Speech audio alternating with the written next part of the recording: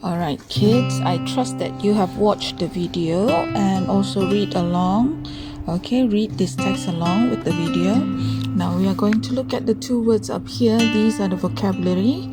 This is noisy. So what does noisy means? Apa maksud noisy? Tengok budak lelaki ni dia tutup telinga kan? Alright, so it means bising. Alright, noisy is bising. Now another one is carriage. Carriage. So what is a carriage? Carriage is kereta kuda. Alright, kereta kuda. It can be seen in the olden times. Sekarang sudah tidak nampak lagi ya, unless you are going for a tourist attraction. Kalau kamu pergi tempat tarikan pelancong, barulah ada carriage ride. Okay, so did you understand the text? Right, this is a picture of New York City in the 1900s. It was very different then. There weren't any shopping centers and cinemas, but there were shops and theaters. Alright, so dia ada theater. Theater ialah di mana ada satu pentas besar dan dewan besar, di mana orang berlakon di atas pentas dan kita tengok macam kita tengok TV. Alright, and there are shops. Kita boleh tengok di depan sini ada kedai-kedai. Okay, so tiada shopping center. There weren't many cars back then, but there were lots of horses and carriages. The streets of New York City weren't quiet. They were noisy and full of people just like today. So kalau tengok dulu-dulu ni, mana ada kereta, right? Got no cars. Tiada kereta, tiada lori, tiada bus.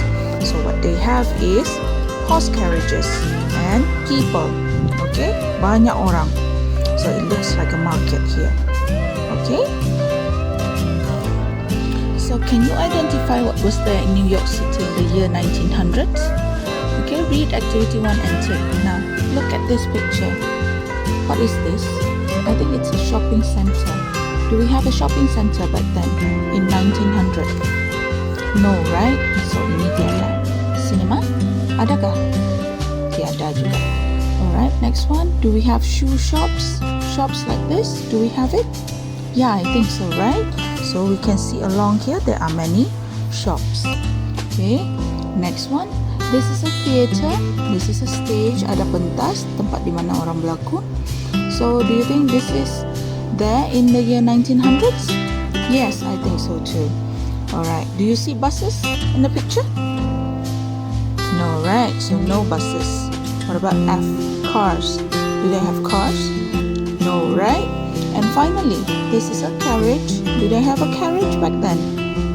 Yes, very good. They have a carriage. So back then we don't have shopping centers, cinema, buses or cars, but we do have shops, theaters, and also carriages.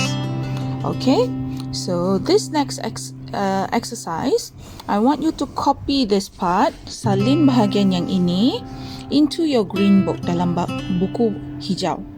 Alright, and complete the sentences with were.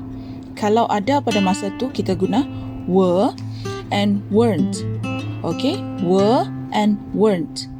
Weren't maksudnya tak ada pada masa tu. Alright, so for example, number 1, there any shopping centers? Were or weren't in the year 1900? Ada atau tak ada?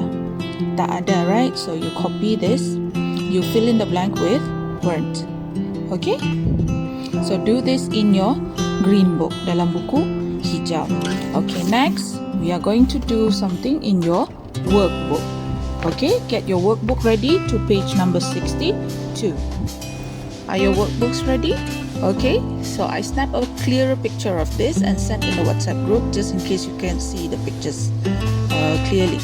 Alright, so there are 2 tasks here. Ada 2 tugasan. So number 1 is you need to read about Mr. Miller's town. Okay, kamu kena baca tentang Pekan Encik Miller ini. So which one is his town? 80 years ago, 80 tahun yang dulu. Okay, so you need to read. Kamu kena baca betul-betul dan kenal pasti which one is his town. And then tick the right answer. There is only one answer. Ada satu jawapan sahaja. Alright. Look at the pictures of this town from the year 1900 and write. Okay, so for this task you need to look at this picture carefully. Tengok gambar ini. Okay, Okay, tengok. What do you see there? You see any cars? Okay, so we have was, quiet, sunyi, carriages, kereta kuda, weren't, tak ada, were, ada, cars, kereta. Okay, so use this to fill in the blanks. So contohnya tadi, in the year 1900s, the streets, yang mana satu? Noisy. Okay, streets, remember streets, plural. So it cannot be was. Okay, so if you don't know how to answer this one, you can of course refer back to your Get Smart Plus 3 to page number 78. Boleh rujuk di sini. Okay, so bila dah siap nanti, when you are done, I want you to snap this picture, gambar tugasan yang ini dan juga tugasan yang ini, okay, in your workbook, and PM me. Kasih send melalui PM. Jangan send dalam group ya. Send melalui PM kepada teacher. Alright, boleh? Faham? Okay, bye-bye.